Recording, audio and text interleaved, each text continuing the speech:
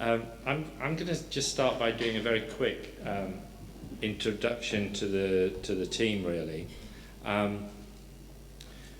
mentioned earlier, and I think Jeff mentioned that we've had a kind of 10-year journey, and I think it's roughly 10 years that we've moved along this open access journey. And when we started it, there weren't very many people involved, but we do have a little bit of a stronger team now, and perhaps I can just introduce you to some of them. I don't know if that looks blurred from your angle. It looks blurred from my point of view, but maybe that's just my eyesight at this time of the morning. Perhaps I can just quickly run through some of the people. Do you want to stand up, the ones who are on there? I know your picture's on here, but just to make sure that you're all there. I'll just run through them from left to right. So, Catherine Bailey, he looks after our research data management side of open access. Melissa Cole on my right here, she looks after research outputs and visibility.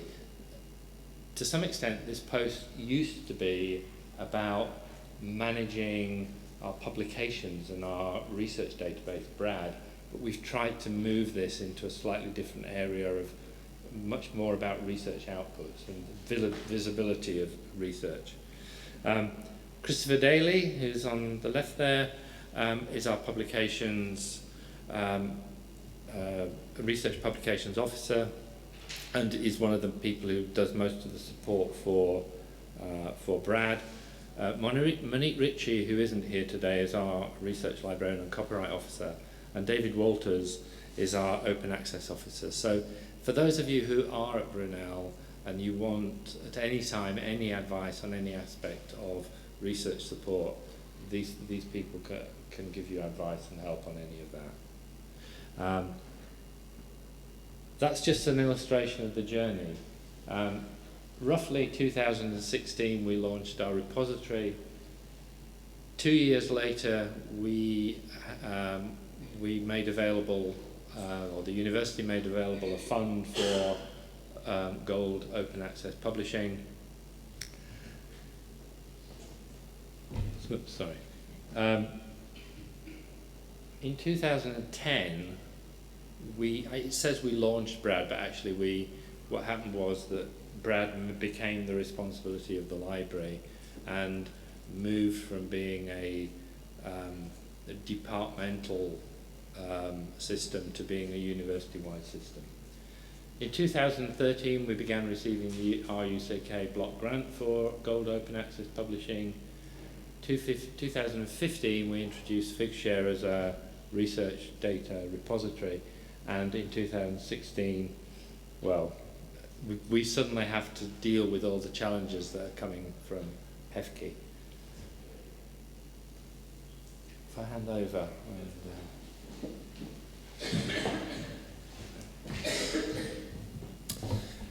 Yep, so yeah, just to follow on what Malcolm was saying. So at Brunel we've had a 10-year journey really, with our ambition to make 100% of our scholarship openly available to everyone as quickly as possible really. So we just have a few slides here. We conducted a small project tracking the open access dissemination of Brunel publications over the last 10 years. It's actually still a very, very difficult question to answer, as we were kind of alluding to earlier. Actually, the volume of publications that are openly available. So even though we've had a very strong ethos towards open scholarship at Brunel, and we've put in place a number of services and initiatives driving that agenda forward, it's still quite difficult for us actually to assess, even as an institution that's very forward-thinking in this area, to actually say exactly the volume of our publications that are freely available. So yeah, just very briefly, we use some data sources from around the web to analyse our publication DOIs that are in our CRIS system. And I'm going to whiz through these slides very quickly because you're all looking very hungry. But we had actually published some of these results with Hindawi on their blog. So okay, I haven't got the URL up there, but we'll share it with you later on. Okay, so yeah, Yeah. Just a little mention before David carries on with this, with some of the research he's done. Just to mention the University Repository Bureau, which, as Malcolm said, came into being in 2006. Just really a few bits of information, a few stats that I think are quite interesting for people to know about it. That it currently has 12,247 items on there. That's as of last night. It might have gone up slightly by then. And there's a wide range of outputs, and that's what I like about institutional repositories, is the way in which that it highlights not only do we have on there journal articles, conference papers, etc., but also there's grey literature, there's reports, there's working papers, etc., there's presentations as well. And I think that's what's really interesting and why I like working with repositories, is because it kind of shows the way in which research is evolving and changing in the 21st century. I should also mention that 2006 was relatively early adopter of institutional repositories. Obviously, they'd been around for a while, but I think in the UK we're a relatively early adopter of them. And we also had an internal open access policy, which Jeff may have spoken about in his address a little bit. We've had an internal open access policy since 2009, asking academics to make their research open access where possible. And I think that's really, really positive. So there's just a couple of graphs here as well, just to show the kind of use, firstly the use of the repository. So we've had, this is just a breakdown of number of items archived in the last 5 years. So as you can see, the trend line is that it's gradually going up, and we'd expect that to rise further, as obviously HEFCE's green OA policy means that people have to deposit into the repository on acceptance for certain outputs. And this other graph here, just to mention that very briefly as well, is part of David's work that he's been doing, really, really fascinating research, where he's using core, was it using core? Using information from core, David has found that Brunel authors, their research is appearing not only in our own internal repository, here, our institutional repository here, but also is being made available at numerous other institutional or subject repositories around the globe. So I think that's a really fascinating piece of research, showing the kind of the wide-ranging, wide-reaching effects of Brunel publications and how they're being openly disseminated as well. So I'll let David come back in now. Just waiting. My brief interlude here has expired.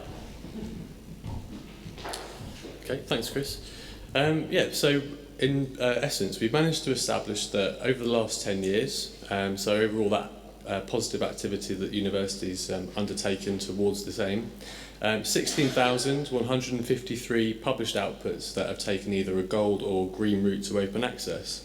So I think we'd just like to take a moment to say congratulations to all our researchers at Brunel for this huge achievement. It really is an enormous volume of output which is now freely accessible to the wider world. So I think we're really beginning to see that open access is very much becoming, or is indeed, embedded practice within our research culture at the university as we transition towards our goal of having 100% of our outputs freely available. So you can see as well the change over time, particularly with the introduction of reports like the Finch report, funder policies like Ask the UK. So in the UK at least, the gap between green and gold is narrowing significantly. But we're also finding within our institution the proportion of publications that could have been made open access that so far we can't identify as having done so. That gap is also shrinking here at Brunel. Okay, so I'll just whiz through some of these. So this graph really just illustrates what I was just talking about. So the changing habits of our researchers really, as more publishing models and options change and become open, researchers are really beginning to think about how they make their research open, and we're seeing that reflected in the data as well. So we're seeing a lot of gold publishing happen, particularly in recent years, and that gap closing. But we're also seeing a growing number of researchers that are using gold, publishing from the publisher's platform, but are also choosing to make use of subject or institutional-based repositories. So it almost seems like the use of gold, at least from this data, is also spurring use and development of repositories as well. So possibly an indication these are quite complementary, really. And yeah, so two key points really from these two graphs over time with respect to gold. So I think almost a third or greater than a third of our researchers are choosing to go with fully open access publishers, which is a concern of the scholarly community that that generally there are more hybrid publications than fully open access, but it seems like in general those researchers at Brunel who are taking gold are more and more so going towards fully open access models for disseminating their research. Interestingly as well, we're finding that a lot of the funding for this publications is kind of unexplained. We have a ubiquitous fund almost available to academics. We have streams from RCUK and other funders, but through these use of these tools, we've found that a huge number of gold publications are happening, perhaps from other funders, perhaps from collaborators, but just quite interesting to see from that data. We're also finding the proportion of open licenses being selected by researchers is very strongly in the CCBY, funder mandated and recommended by us. So that's the license of choice for our academics, and this is really, really important. I think we touched on earlier aspects around text mining and the uses of how research outputs can be used and remixed going forward, and that's one of the functions of having open licenses applied to your research, so you can really push forward how that output really makes a difference or makes an impact to your research communities. I think that's it for graphs, so don't worry, lunch is nearly here.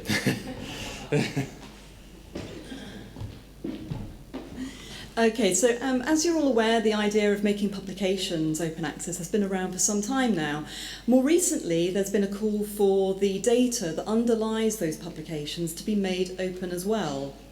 There are a number of reasons for this, not least that the creation of data is increasing rapidly. It's estimated that 90% of all data in the world has been generated in the last 2 years, and this data creation is only going to increase.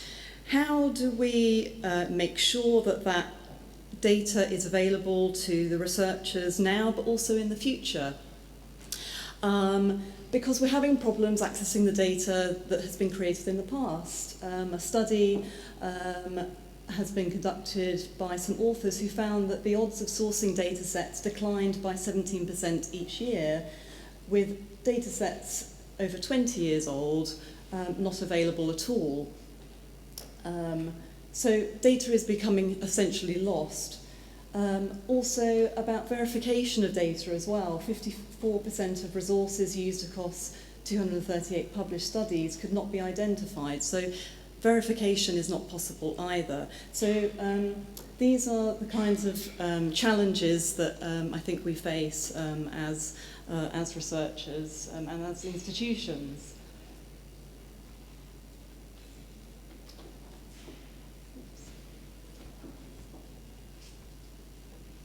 So what are the solutions that we have at Brunel to support researchers in ensuring that their data are accessible to others? In 2015, we introduced Brunel figshare. It's Brunel's data repository, and it's open to all Brunel academics. It allows you to make your data shareable and citable and discoverable. And I thought I'd just give a couple of examples of the kinds of data that we have in Brunel figshare at the moment. Vala was talking about that at the moment there's not many people sharing code. Well, we do actually have some code in our repository. And the code has been viewed 193 times and has been downloaded 22 times. So by putting this code into figshare, Brunel figshare, others can see it and other people can download it. And if this hadn't been deposited, could that code have been available to others? Perhaps not. So that's a good way of disseminating other outputs other than just your publication.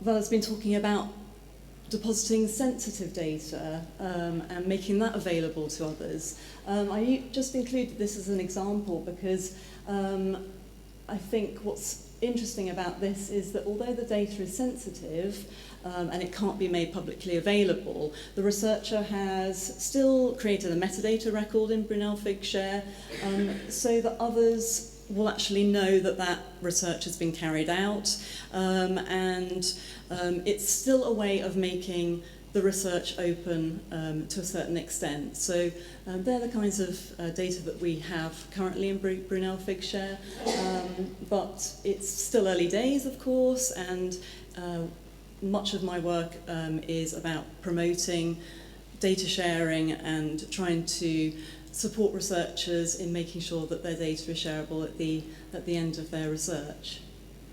And I think that's all from me. Yeah, handing over to Melissa.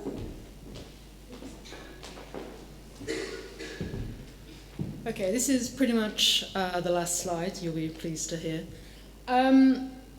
This is based on some reports, so this data that you see behind me is essentially what we do to report back to HEFCE, and this is how we are making your outputs, your publications and your data compliant. And the main message that I would like to say to every Brunel academic here and every active researcher here is congratulations, because we are pretty close to 100% compliant in making your work, your research, fully open access. And as you've heard all through the day, that means greater citation, that means greater visibility, that means greater impact, and ultimately greater benefit for both society and for yourself. So congratulations on that. In terms of a split regarding funding, you will see that the majority of our funding comes from the UK, and pretty much almost 50% of that funding is now making it fully open access. So once again, congratulations to every active researcher in the room and for every professional services supporting them in making our research the most visible that we can. That's pretty much the final slide. What I'd like to do now is, oops, hang on a minute. There we go. Is just literally wrap it up and say thank you for David for creating such a fabulously interesting and insightful half-day conference. Thanks for the rest of the team. I'll give myself a little bit of a pat here. Thanks for the rest of the team for contributing and making it work.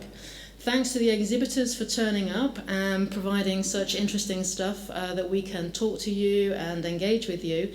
And last but definitely not least, thanks to all the presenters that have come. You have given us some really thought-provoking ideas, and I'm sure that lots of people over lunch, which is behind, will want to come up to you and have lots of conversations and ask you questions. So thank you very much. This is the end of the conference, and I look forward to chatting with you all over lunch.